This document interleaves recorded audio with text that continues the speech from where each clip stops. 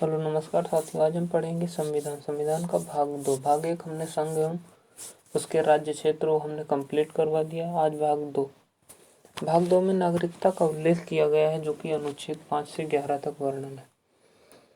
अब नागरिकता किसे कहते हैं? नागरिकता जो है उस देश में रह रहे व्यक्तियों को प्रीमियम लेवल का अधिकार दिया जाता है। मतलब एक आईडी प्रूफ, एक सर्टिफिकेट के रूप में दिया जाता है, जैसे वोटर कार्ड, आधार कार्ड, इस तरह के आपको आईडी प्रूफ दिए जाते हैं, तो नागरिकता का ही एक प्रमाण है। वही में अनुच्छेद 5 क्या कहता है? सबसे पहला अनुच्छेद 5 क्या कहता है? संविधान के प्रारंभ में नागरिकता। अब संविधान का प्रारंभ कब हुआ था? संविधान का प्रारंभ 26 जनवरी 1950 को हुआ था। तो 26 जनवरी 1950 को हुआ था, तो आप किसे कहोगे कौन कौन है भारत का नागरिक? तो उसमें अनुच्छेद 5 जो है वो 3 शर्तें दिया, एक ए बी सी 3 शर्तें दिया कि 3 में से कोई भी शर्त अगर आप फॉलो कर लेते तो आप भारत के नागरिक। पहली शर्त दिया उसका जन्म भारत में हुआ हो। अब हमारा जन्म तो हालांकि भारत में हुआ, लेकिन उस समय संविधान लागू होने के पहले समय हमारे पिताजी का भी नहीं हुआ था। पिताजी का जन्म 1968 में हुआ और उसके पहले हमारे बाबा जी का हुआ था। तो बाबा जी हमारे भारतीय थे, तो उसे हमको किस प्रकार से नागरिकता मिली? जन्म के आधार पर। दूसरी कंडीशन कह रहा है कि उसके माता पिता भारतीय हों। जैसे उस समय तमाम लोग विदेश में रह रहे थे, तो क्या आप उन्हें नागरिकता नहीं दोगे? तो अगर उनके माता पिता भारतीय हैं तो आप उन्हें भी नागरिकता देंगे, क्योंकि उस समय जब भारत का पार्टीशन हुआ था तो उस समय भी बाहर क्रांतिकारी लोग थे, तो उनके तो माता पिता वो तो मूल रूप से भारतीय थे, तो उनको भी नागरिकता देनी पड़ेगी।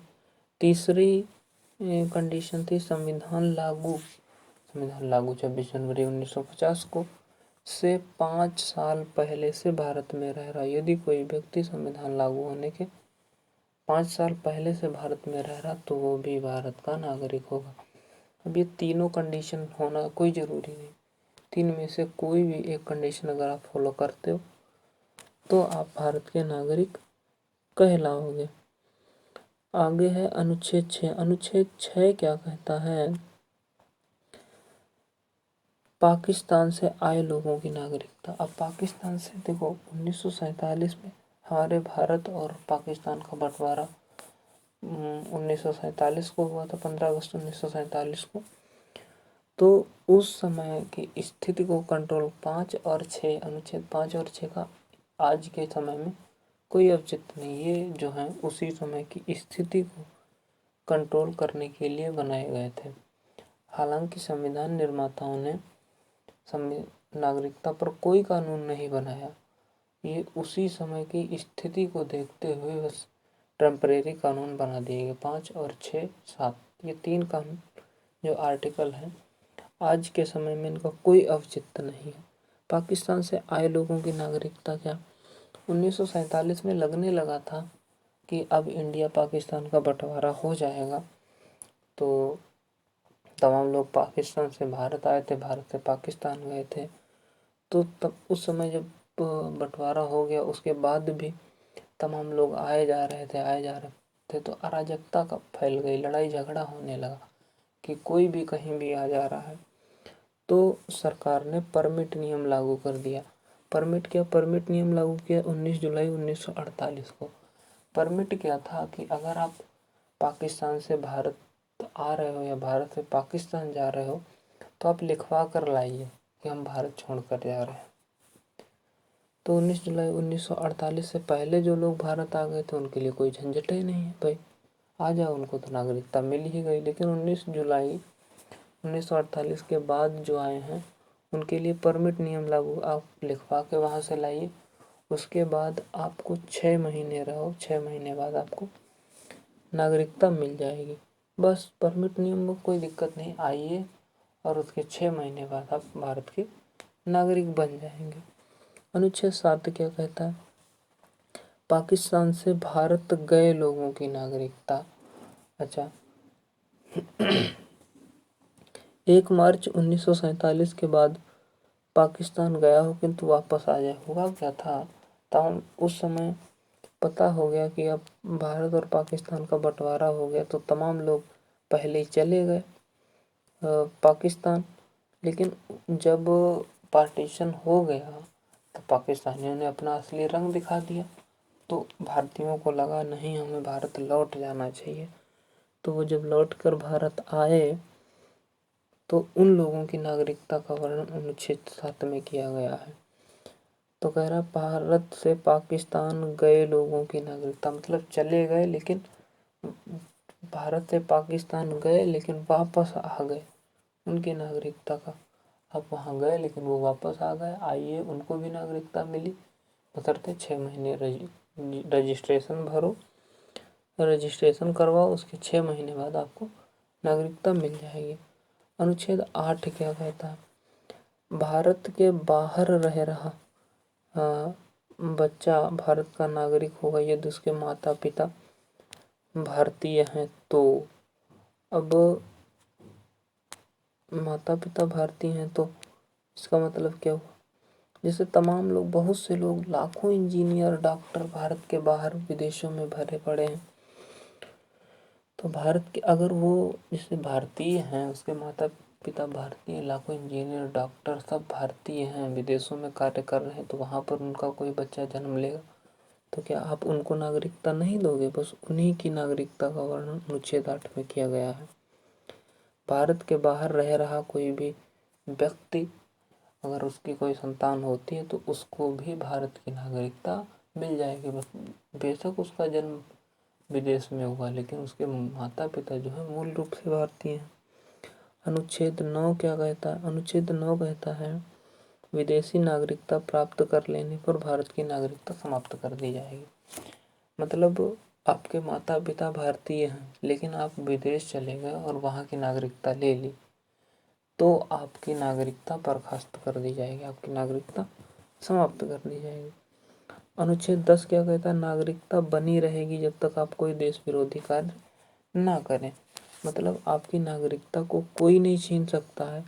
देश विरोधी का काम मतलब क्या हुआ, जिस काम को संसद ने मना किया, जैसे इंडिया और पाकिस्तान में युद्ध चल रहा है, अब पाकिस्तान जिंदाबाद लगा रहा है, तो आपकी नागरिकता बर्खास्त कर दी जाएगी, समाप्त कर दी जाएगी, आप भारत के नागरिक हैं या नहीं। ये है, देश विरोधी कार्य ना करें। आर्टिकल 11 क्या कहता है, नागरिकता संबंधी जो कानून है वो संसद बनाएगी। संसद का कौन सा मंत्रालय बनाएगा, संसद बनाएगी, लेकिन संसद का कौन सा मंत्रालय बनाएगा, तो गृह मंत्रालय। अनुच्छेद 5 से 11 तक नागरिकता का वर्णन था। आगे इसका मतलब एक झटके में पहले रिवाइज कर लो। अनुच्छेद 5 क्या कहता है, अनुच्छेद 5 कहता है संविधान के प्रारंभ में नागरिकता। 6वां क्या कहता है, पाकिस्तान से आए लोगों की नागरिकता। 7वें में क्या बोला गया है, भारत से पाकिस्तान गए किंतु वापस आ गए, उन लोगों की नागरिकता का वर्णन। 5, 6, 7 आज के जो समय में कोई भी औचित्य नहीं है, कुछ भी जरूरी नहीं।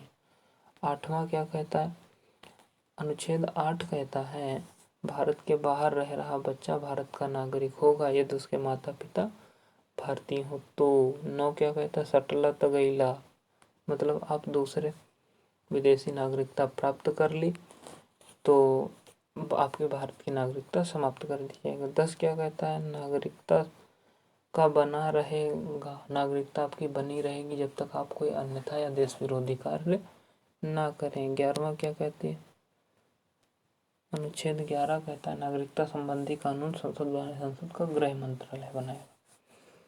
अब आगे आप पढ़िएगा, जरा देखिएगा।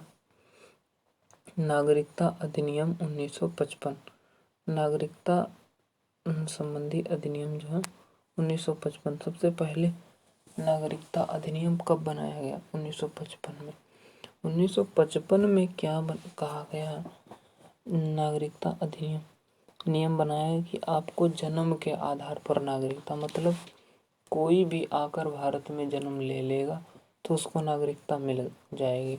अब पाकिस्तानी इसका मिसयूज करने लगे। मिसयूज कैसे करने लगे?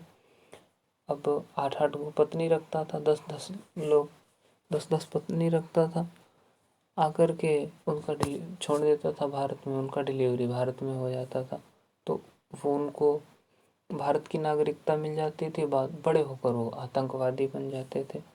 तो जन्म के आधार पर नागरिकता किसी को मिल जाए तो भैया बड़ी परेशानी हुई। तो 1955 में ये नियम बना और भारत सरकार की नींद खुली 1986 में कि भाई गड़बड़ हो गया।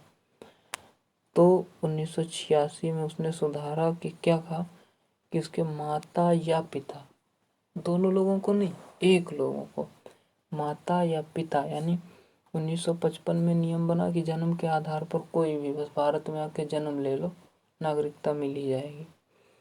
तो 1955 से 86 में यानी 31 साल बाद बदला कि माता या पिता भारतीय होना चाहिए। तो तब भी पाकिस्तानी मिसयूज करता था। फिर उसके बाद इसको सही कंप्लीट सही किया गया, माता और पिता दोनों भारतीय होने चाहिए ना। अगर दोनों लोग भारतीय होने चाहिए, दोनों की नागरिकता वैलिड होनी चाहिए।